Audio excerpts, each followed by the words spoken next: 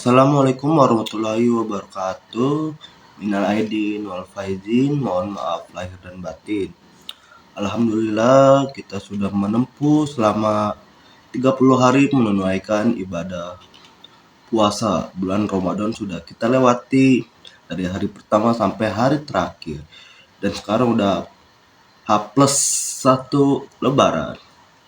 Maka dari itu materi public speaking atau learning journal pada video ini akan saya kisahkan pada cerita perjalanan antara Nabi Ibrahim dengan anaknya, yaitu Nabi Ismail. Bermula dari kisah Nabi Ibrahim alaihissalam yang berhijrah meninggalkan Mesir bersama Sarah dan Hajar. Jadi istrinya Nabi Ibrahim alaihissalam itu ada dua, Siti Hajar dan Siti Sarah. Ia telah membawa serta semuanya untuk pindah juga, serta hewan ternaknya dan harta miliknya yang telah diperolehnya sebagai hasil usaha dagangnya di Mesir.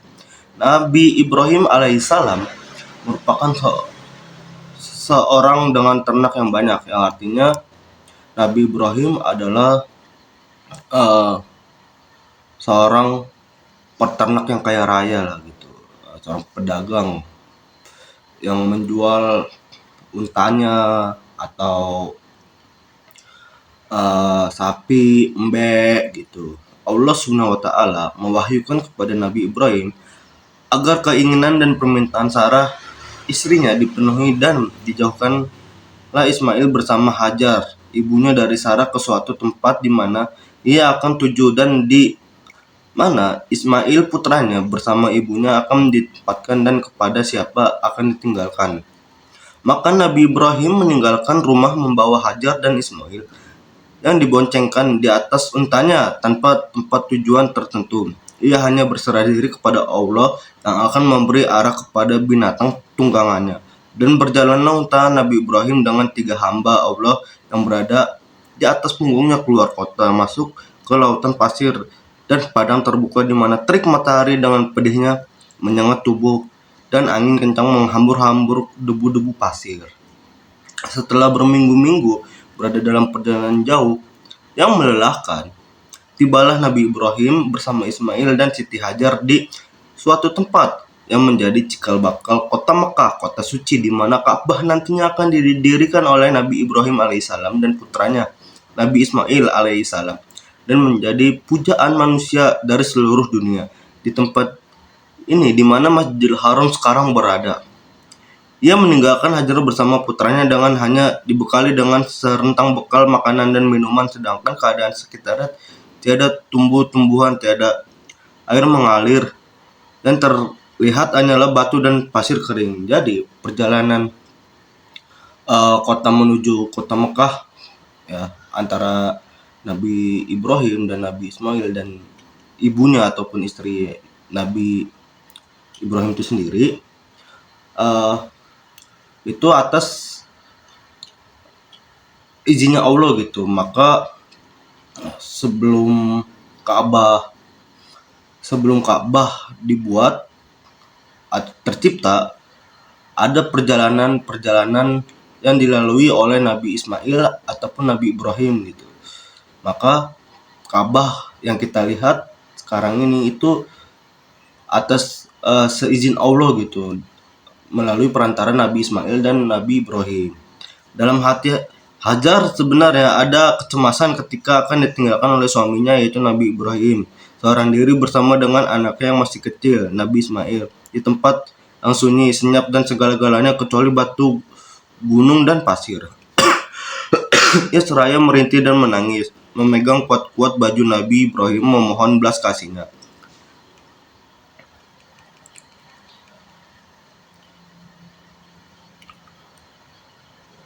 Namun, tersadar karena itu adalah perintah dari Allah yang harus dijalankan, maka akhirnya dengan perasaan berat Hajar dan Nabi Ibrahim rela berpisah dengan iringan air mata yang bercurahan membasahi tubuh Ismail yang masih bayi. Sedangkan Nabi Ibrahim pun tidak dapat menahan air matanya ketika ia turun dari dataran tinggi meninggalkan Mekah, menuju kembali ke Palestina di mana istrinya Sarah sedang menanti.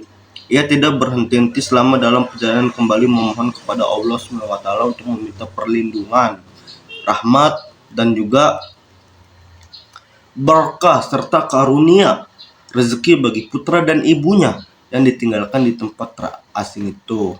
Nabi Ibrahim mendapatkan perintah langsung dari Allah Subhanahu wa taala untuk meninggalkan istrinya dan anaknya yang masih balita atau masih bayi. Sungguh berat rasanya untuk meninggalkan seorang istri dan anak. Maka mau bagaimanapun Nabi Ibrahim tetap berserah diri kepada Allah Subhanahu wa taala karena itu adalah perintah yang mutlak. Sebelum adanya Safa dan Marwah gitu. Sebelum adanya air Zam-Zam itu adalah perjuangan Siti Hajar dan juga anaknya yaitu Nabi Ismail.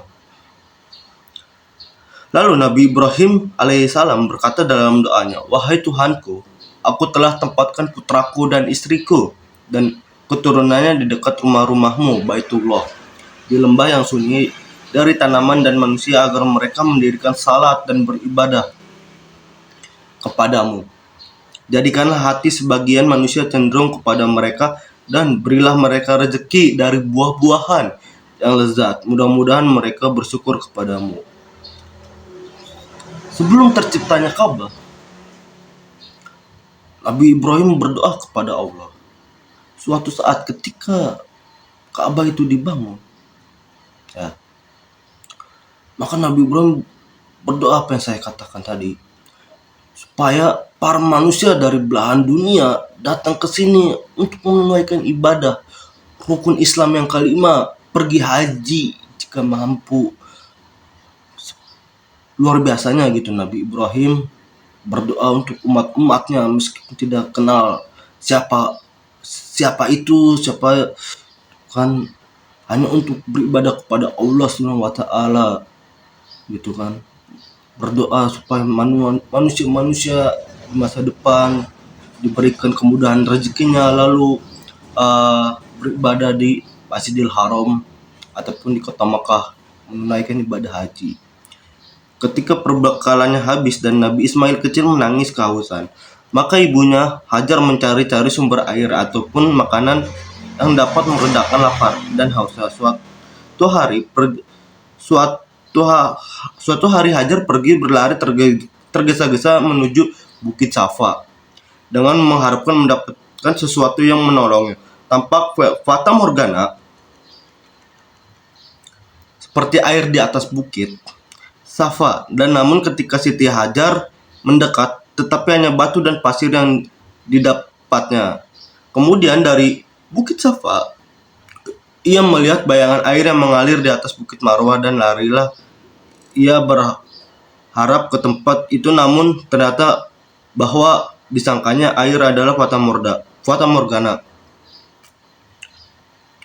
belaka dan kembalilah ke Bukit Safa karena mendengar seakan-akan ada suara memanggil. Tetap gagal dan melesatlah dugaannya. Demikianlah maka karena dorongan keinginan hidupnya dan hidup anaknya yang akan disayangi, Siti Hajar mondar-mandir berlari sempat sampai 7 kali antara Bukit Safa dan Marwah, yang pada akhirnya ia duduk termenung merasa capek dan hampir berputus asa. Dapat dibayangkan panasnya Bukit Safa dan Marwah. Sampai di atas pasir timbul fata morgana menyerupai air. Itulah perjuangan Siti Hajar lari dari Bukit Safa sampai ke Bukit Marwah dengan panas teriknya, apalagi di sana masih lautan pasir, padang pasir lah, apa nggak kering itu ya. Dengan hebatnya luar biasanya beliau gitu memperjuangkan untuk mencari air untuk anaknya yaitu Nabi Ismail. Sebelum adanya air Zam-Zam, ada perjuangan yang sangat bikin kita termotivasi bahwasanya teruslah kita berusaha gitu. Maka di syarat haji itu kan ada namanya mengelilingi Bukit Safa dan Marwah, ya karena itu gitu. Diriwayatkan bahwa selagi Hajar berada dalam keadaan tidak berdaya dan hampir berputus asa kecuali dari rahmat Allah SWT dan pertolongannya, datanglah kepadanya malaikat Jibril. Kemudian diajaklah Hajar mengikutinya pergi ke suatu tempat di mana Jibril menginjakkan telapak kakinya kuat-kuat di atas tanah, dan segeralah memancar dari bekas telapak kaki air itu jernih dengan kuasa Allah. Dan segera dari mata air yang terpentang itu Siti Hajar mengumpulkannya seraya berkat Zam-Zam. Kurang lebih artinya berkumpullah itulah mata air Zam-Zam sehingga kini dianggap suci oleh jamaah haji. Dengan seizin Allah, melalui perantara malaikat Jibril menapakkan kakinya ke bukit tersebut, dan dan timbullah air yang kita kenal itu air Zam-Zam. Maka dari situlah air Zam-Zam ada gitu, tercipta karena Allah Subhanahu wa Ta'ala. Alangkah gembiranya dan lega Siti Hajar melihat air yang mancur itu. Segera ia membasahi bibir putranya dengan air suci itu, dan segera pula terlihat wajah putranya segar kembali. Demikian pula wajah si ibu yang merasa sangat bahagia dengan datangnya mukjizat dari sisi Tuhan yang mengembalikan kesegaran hidup kepadanya dan kepada putranya sesudah dibayang-bayangi oleh mati kelaparan yang mencekam. Berapa lama itu ya Siti Hajar meninggalkan Ismail di bukit tersebut gitu ya, sampai kering itu, nggak terpikirkan oleh saya gitu. Kemudian dipeluklah Ismail dan dicium pipinya oleh Nabi Ibrahim seraya berkata, bahagialah aku mempunyai seorang putra yang taat kepada Allah, bakti kepada orang tuanya, dengan ikhlas hati menyerahkan dirinya untuk melaksanakan perintah Allah. Jadi di saat Nabi Ismail, ini saya time skip, mencapai usia remaja, bahwasanya Nabi Ibrahim mendapatkan sebuah mimpi ya, atau petunjuk hari berkurban Idul Adha, bahwasanya sembelihlah Nabi Ismail, maka aku akan saya lupa gitu, sebuah teks atau cerita gitu yang mengenai tentang adanya kurban gitu. Lalu saat itu Nabi Ismail menyetujuinya karena itu perintah Allah, ya silahkan gitu.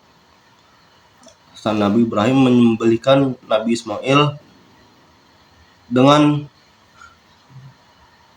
tutup mata gitu. Saat penyembelihan yang mengerikan telah tiba, diikatlah kedua tangan dan kaki Ismail, dibaringkanlah ia di atas lantai, lalu diambillah parang tajam yang sudah tersedia, dan sambil memegang parang di tangannya, kedua mata Ibrahim yang tergenang air berpindah memandang dari wajah putranya ke parang yang mengkilap di tangannya. Seakan-akan